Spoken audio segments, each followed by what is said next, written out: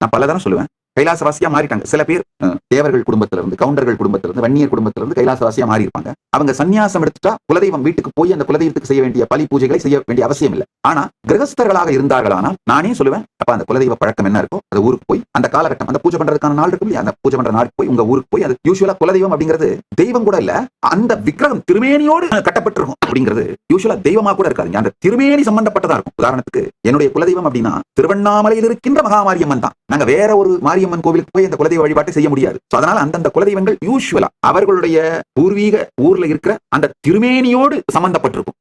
அதே தெய்வத்தோட வேற ஒரு திருமேனிக்கு கூட அந்த வழிபாடுகளை செய்ய மாட்டார்கள், செய்யக்கூடாது. எந்த தெய்வமோ அந்த தெய்வம், அந்த எந்த திருமேனியோ அந்த திருமேனி, அந்த அச்சாவதாரம், அதுக்கேதான் இந்த வழிபாடுகளை செய்ய மரபு இருக்கும். நான் யூசுவலா என்ன பண்ணுவேன்னா, கிரகஸ்தர்களாக இருந்தால் அவரவர்கள் சென்று அவரவர்கள் ஊர்கள்ல கைலாயத்துல எந்த விதமான பலி பூஜையும் செய்வது கிடையாது. அவரவர்கள் ஊர்கள்ல போய் அவரவர்கள் குலதெய்வங்களுக்கு பித்ருக்களுக்கு செய்ய வேண்டிய கர்மா மற்றும் பூஜைகள் அதுல எந்த விதமான மரபு இருந்ததோ அதே மரபோடு, ஒருவேளை உங்க குலதெய்வ வழிபாடே வெறும் சைவ வழிபாடா இருந்தா நல்லது, இல்ல அந்த குலதெய்வ வழிபாட்டிலே எப்படி மரபு இருந்ததோ, சுருட்டு வைக்கிறது என்னென்னவோ மரபுகள் இருக்கு, அந்தந்த மரபுகளை அப்படியே கடைபிடித்து விடுங்கள், குறை வைக்காதீர்கள், அந்தந்த பூஜைகளை நிறைவேற்றி விடுங்கள். அப்படிங்கறதான் என்னுடைய ஸ்டாண்டு.